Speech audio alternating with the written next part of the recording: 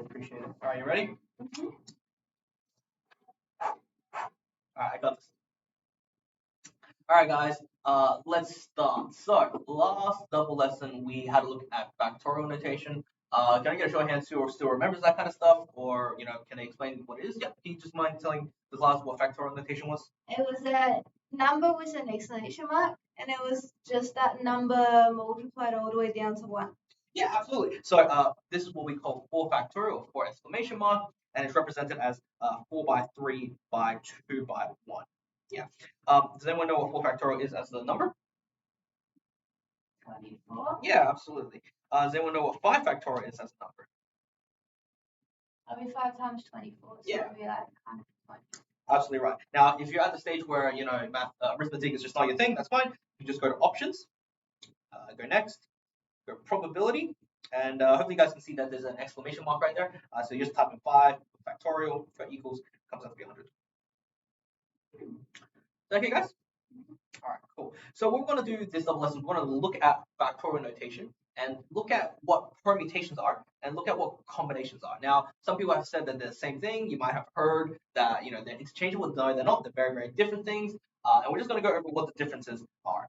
But instead of just doing it the old-fashioned way, where we write down definitions and do examples, we're going to do it with a pack of cards. All right? So I hope you guys like some magic because I'm going to get everyone, well, maybe just 5 students to just select one card from the center of the deck. Now, make sure you don't look at your card. Just make sure you take the card and you put it face down. And you're welcome to just, put the rest of the card. You're welcome to check the cards as well to make sure that I'm not stacking the deck or anything.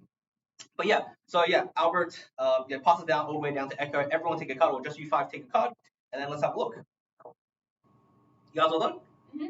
Fantastic. So I'm gonna make a prediction of what those 5 cards that have been taken are. Okay. So my prediction is, let's say the 5 of hearts, the 2 of diamonds, the 3 of clubs, the 7 of clubs, and the 9 of diamonds. Okay, so 5 of hearts, 2 of diamonds, 3 of clubs, 7 of clubs, and 9 of diamonds. Okay, now those are my guesses. Now I want to pose to you guys or ask you guys a question. What do you guys think the likelihood is that I guess those 5 cards exactly correct? What do you guys think? Now you don't have to give me a specific percentage. Just give me roughly, very likely, unlikely. What do you guys think? Unlikely. Unlikely? Why do you think unlikely? You can't really. You're just guessing that it doesn't have a pattern. There's so many cards. There's like 52 cards. Yeah. Does anyone want to disagree? No. All right, we all agree. All right. No, it's not 100% because I don't know how to do any magic. That's okay. All right. So unlikely. Cool. Now I'm always here to impress. So I'm going to up myself one more. I'm going to say that not only are these 5 cards missing, that Albert has the very, very first card, which is the 5 of hearts. Brad has the 2 of diamonds. Charlie has the 3 of clubs. Dave has the 7 of clubs. And Echo has the 9 of diamonds. Yeah, everyone's still okay? Now, let me ask you guys this question.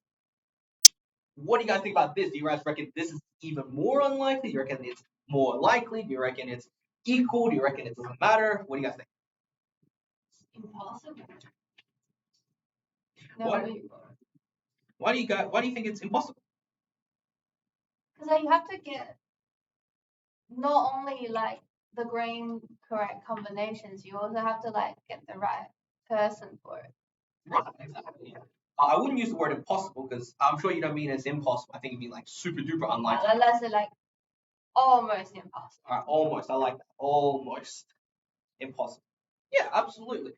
Because not only do I need to work out what those 5 cards are, I also have to consider what the order of those 5 cards were taken. So it means the 5 of hearts was the very first card that's taken. Once Albert takes the 5 of hearts, no one else can take the 5 of hearts, right? Because Albert has it. And likewise, once Dave takes the 7 of clubs, Echo can never take the 7 of clubs. Yeah, so that's much more unlikely. Apparently, it's almost impossible. And this is what we call a permutation. Permutation. And the reason we call it a permutation is because in this particular case, we're in red, the order matters. Yeah, the order of which the cards are taken matters. I'm saying, in particular, the first card, which is in order, is Albert's card, which is the 5 of hearts.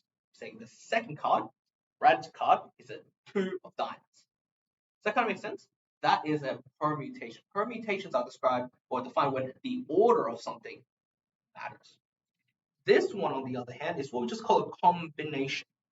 Oh, sorry, why am I just writing over here? Combo. Yeah. So I'm just saying these green cards, those are the ones that are gone.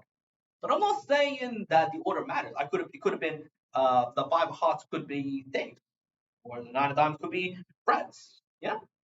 So which one? So hopefully you guys can kind of see, well, from your example, or from your kind of understanding, the permutation example is almost impossible, whereas the combination is just super unlikely for this case. Is that okay, everyone? So what we're gonna do in a second, we're just gonna write down the definition of permutation. We're gonna write down this formula. We're gonna just calculate what the total number of permutations are. Okay. So can everyone please just open up their books, brand new page, roll up, and please just write these definitions down. All right? So permutations. Okay. So permutation is permutation of a group of symbols is any arrangement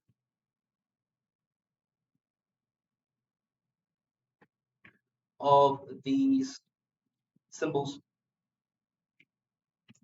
in a defined, in a definite order. Okay. All right. Cool. So now that we've written down the definition of permutation, I'm not going to just straight up give you guys the formula. I really don't like that. I really want you guys to kind of see if you guys want to work out what the formula is and see how the formula connects with your own understanding. Yeah. So let us have a look at this example. Okay. So these are the cards that I'm missing: the 5 of hearts, the 2 of diamonds, the 3 of clubs, 7 of clubs, and the 9 of diamonds. So those are the 5 cards that I'm missing. Now, my question is, how many different ways could we arrange those 5 cards? What I mean by that is, let's say that this number, let me just quickly move this across.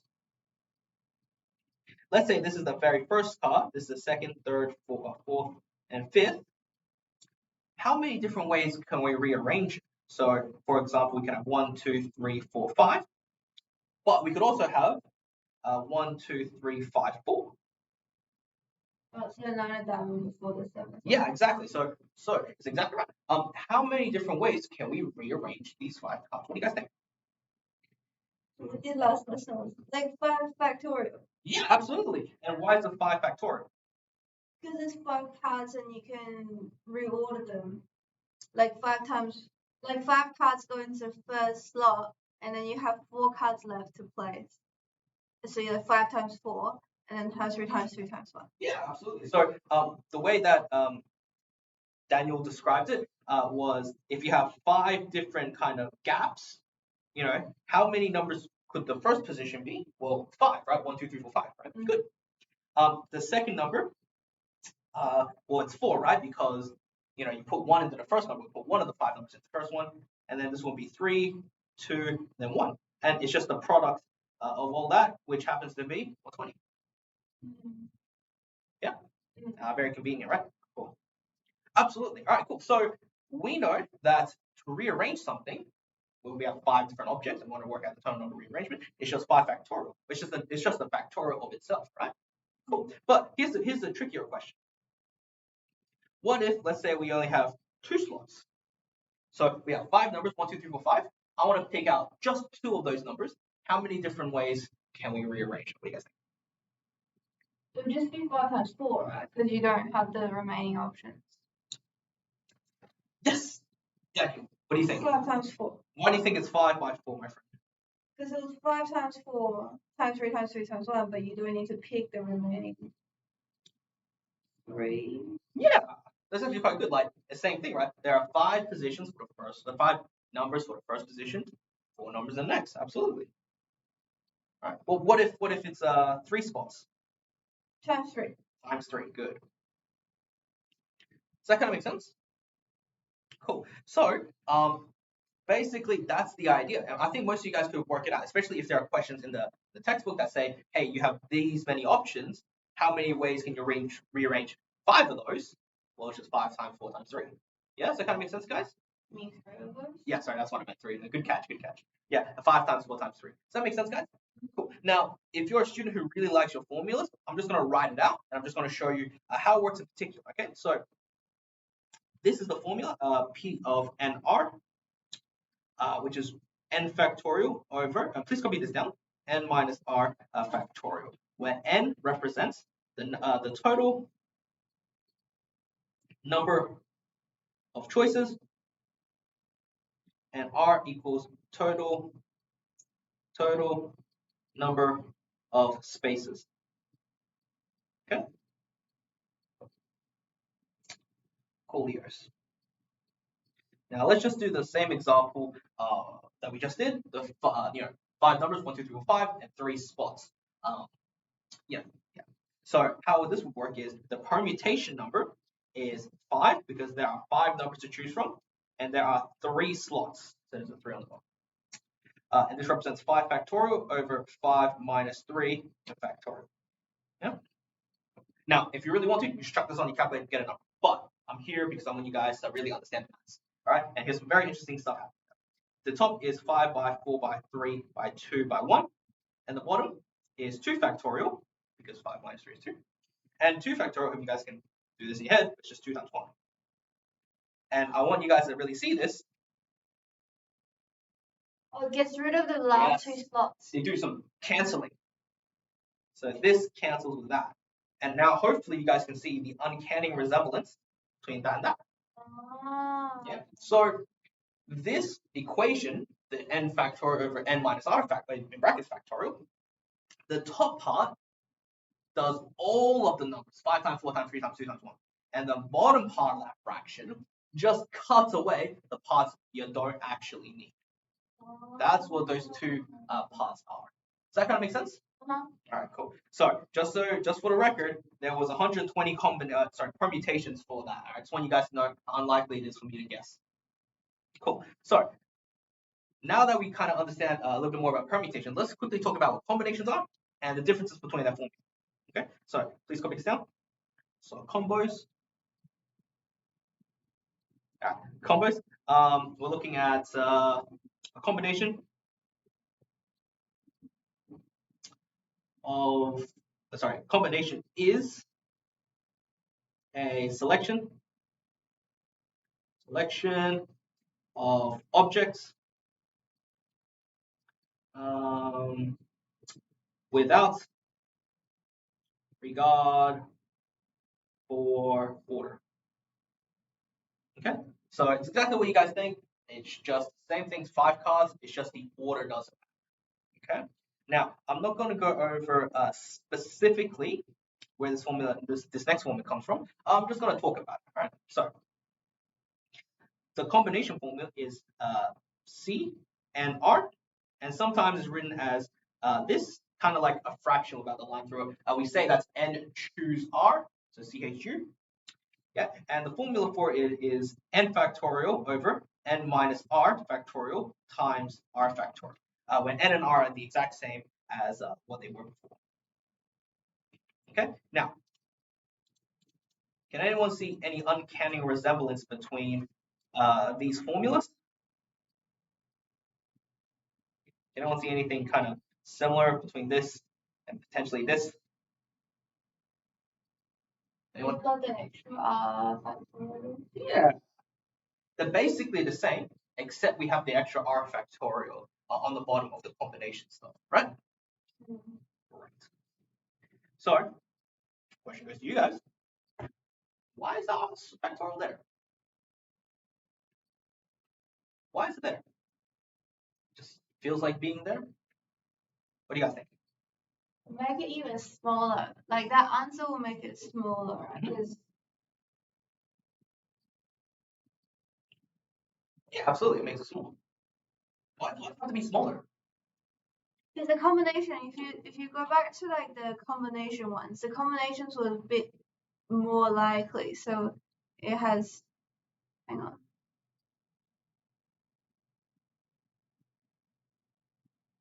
Oh, because there's less way to get the One more time. I think you're gonna get it in a second. so it's more impossible to get permutation because permutation has more possible outcomes than the combination. So combination needs to be shrunk. So if you got permutation formula, then you need to make it smaller to get back to combination. Yeah, actually, that's very, very good, right? That's actually very, very, very good. Because like one set of combinations can give you a lot of different permutations. Yeah, and so generally speaking, or actually, basically all the ways, there are always more permutations than there are combinations. Yeah, because permutations can be based off those combinations, and which is why we have this r factorial to reduce it a bit. Okay, and the way we can think about it is permutation, combination. Sorry, permutations are combinations, but with you can jumble it up. Does that kind of make sense? So the same combination can have different permutations. Combination is all the jumbled ones, but you don't want to double count, or you don't want to triple count. Does that kind of make sense? Because some of the jumbled ones are actually the same combination, they just jumbled up a bit. Like 1, 2, 3 is the same as 1, 3, 2. Right, 1, 2, 3 is the same as 3, 2, 1, or 2, 1, 3, or 2, 3, 1. Absolutely. And so this r factorial gets rid of all the double counting, all the triple counting, or all the quadruple counting. And the reason that this thing is able to do it is because r factorial is defined as the number of ways you can rearrange something. So by dividing it by the number of ways you can rearrange it, you get rid of all the different rearrangements. Yeah? So that's why that r factorial is there. And so if you technically can't be bothered memorizing two equations, you can just memorize the first one, which is the one on the left, which I'm sure you guys can prove anyway, and just remember the r factorial for the combinations. Does that make sense, guys? Fantabulous. All right, let's do a couple of examples, and then I'll give you guys some time to do some work this double lesson, okay? All right, cool. So list the so this is example 3, list the permutation of x, y, and z, and when they are taken one at a time, two at a time, and three at a time. Okay, so let's look at part A first. So if we look at one at a time, we have x, y, and z, and we have one available slot. So it could either be x, y, or z. So there are three permutations. Does that kind of make sense, guys? Yeah. Now, if you're very keen, you can actually use the formula for permutations. Does anyone remember what it was? You can feel free to just look off. Sorry. The n factorial over r factorial? Close.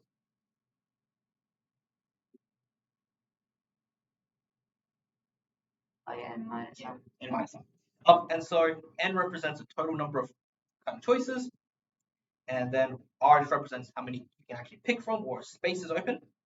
So what you're left with is 3 factorial over 3 minus 1 factorial. And so this comes out to be 3 by 2 by 1 over 2 by 1. See? So I won't do example 2 and B and C. If you want to give it a shot just to verify your understanding, please do it, okay? All right, let's have a look at example 4, okay? How many different permutations are there on the symbols A, B, C, D, E, taken 2 at a time, and then part B 4 at a time? So let's not worry about part B just yet. Let's just focus. Let's just focus on part A. So, we have 5 letters, yeah, and we have 2 spaces. A, B, C, D, E. Well, how many different choices do we have to put into the first box? 5. Good. How many different choices do we have to put into the second box? 4. Right. That's the same thing as what we did. Absolutely. And if you want to apply the formula, 5 total choices, 2 spaces, 5 factorial over 5 minus 2 factorial, 5 times 4 times 3 times 2 times 1 over 3 times 2 times 1.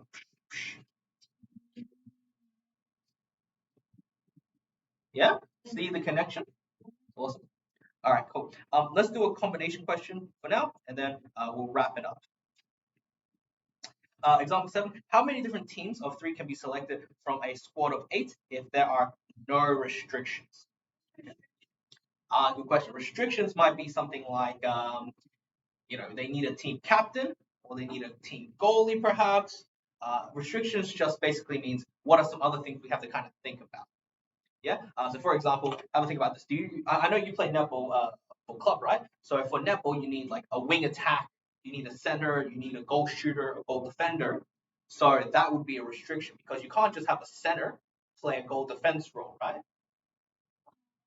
Yeah. Let's yeah. Does that kind of make sense? So they can go anywhere. Yeah. For this team, I'm guessing it's probably like I don't know much about sports, but I'm pretty sure they can just go anywhere they feel like. Yeah. So like team of three taking on whatever job. Yeah. It could be 3-on-3 basketball. Yeah. So in this example, there are 8 people. Yeah. There are a squad of 8. So 1, 2, 3, 4, 5, 6, 7, 8, and there are 3 places for the teams. Now, have a think about this, guys. Have a think about this. Don't do any math just yet. I know you guys love your math, but hold up on it for just a second. Have a think. Would this be a permutation question, or would this be a combination question? What do you guys think?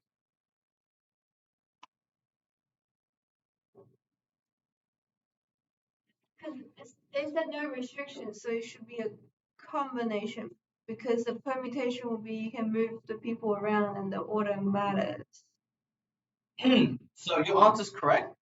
Your logic is actually not too bad as well, actually. The main thing you want to think about is let's pretend that you were one of these 8 people, and they're reading off the name for like high school basketball, whatever. Would you care if your name's the first, second, or third? Okay, we know you would care because you want your name to be first. But practically, what do you guys think? No, not really, because you just need to be on the team. That's right. So does the order matter? No. No. So we're looking at combination. All right, combinations are a little bit more tricky to work out by hand, so we're just going to use the form. Okay, so in this case, n represents a total number of people, a total number of choices. R represents the total number of spaces. So the total number of choices, 8. The number of choices, 8. We have 8 people we can choose from. Number of spaces is 3. So we've got 8 choose 3, which is 8 factorial over 8 minus 3 factorial by 3 factorial. And you can chuck all that into your calculator like this. 8 minus 3 factorial times 3 factorial comes up to be 56. Or you can use this handy dandy button, NCR, where n is the n number, 8, c is this button, r is 3. Whoa, that's crazy. Oh, so quick. Yeah. So if you want to do it by hand, you can just write it all out. I mean, nothing wrong with just writing it all out, timesing, dividing some fractions until you get it. They're probably going to help you out if you if you really doing the math's probably going to help you out. But if sometimes you're keen, like sometimes if you make mistakes, it might just be easier just to use a calculator for it. This is 5 by 3, so 4 by 3 by 2 by 1 times 3 by 2 by 1. This cancels out with this cancels out with that. Gives you 56. Oh. Yeah. So hopefully that makes sense. You can technically do the same thing with NPR as well. Yeah. Yes. It's just I find it easier to just do it by hand actually. But it could just be I've had a few years of experience. I've got more numbers then. That kind of makes sense, everyone? Yeah. All right, cool, guys. Why don't you guys start on chapter 11, section B, which is permutations. After you finish that, jump to D, which is all about combinations. So if you have any questions, put your hand up. I'll come around. Make sure you guys all stay with us. Any questions? Fantastic. All right, guys, get to work.